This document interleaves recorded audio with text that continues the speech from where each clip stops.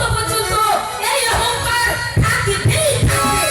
শোনা শুনলেন, আমি জানার হলেও নারীর ইচ্ছা অবমাননা করার ইচ্ছা আমার মোটেই নেই। তাই আমি তোমাকে স্বাধীন করে বেগমের মর্যাদা দিয়ে আমার এই প্রাসাদে সাবধান দুষ্টু! তোমার জেনে রাখা উচিত আমার সাথে ঠিক হয়ে আছে। বলো কি প্যারি, তোমার শাড়ি ঠিক হয়ে গেছে? হ্যাঁ, কোথায়, কার সঙ্গে, কে করে বসবে? আমার সাথে ঠিক হয়ে আছে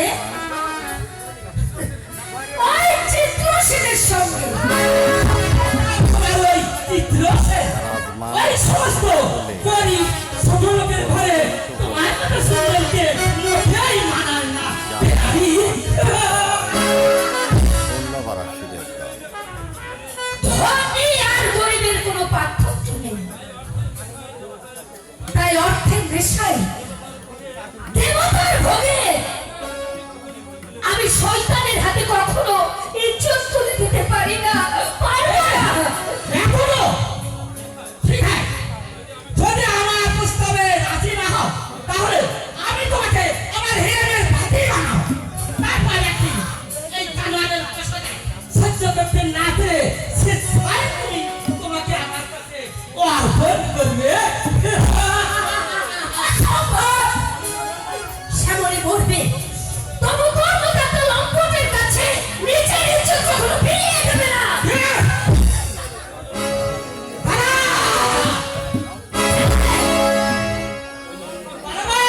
তোমার চিরতরে না, আমাকে আমাকে ছেড়ে দে শয়তান।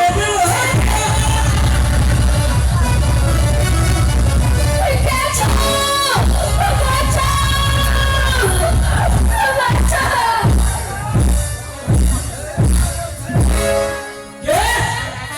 বিশ্বাসে সামান্য বড় সরকার হয়েছে তো সাধারণ কেন মারা দিতে? বলো একজন নিষ্ঠাবান ব্রাহ্মণ বনের গায়ে তুমি হাত ধরেছো কোন অধিকারে? এর পরিপ্রেক্ষি আর গোলামের কাছে দিতে হবে।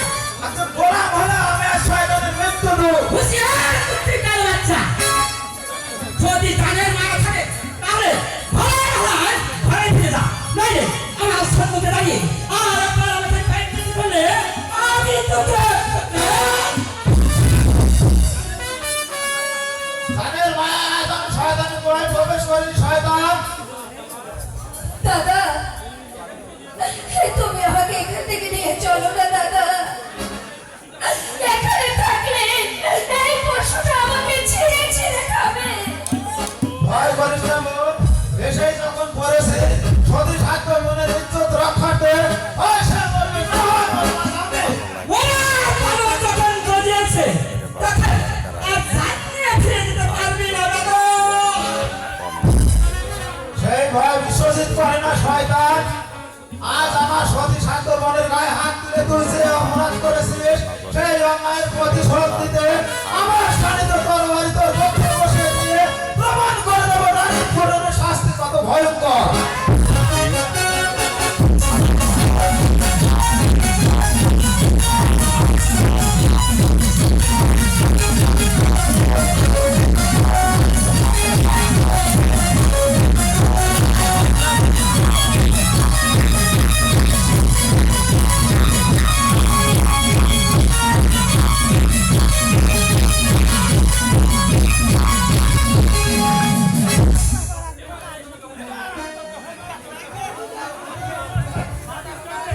কান ভেঙে দিয়ে গেলাম।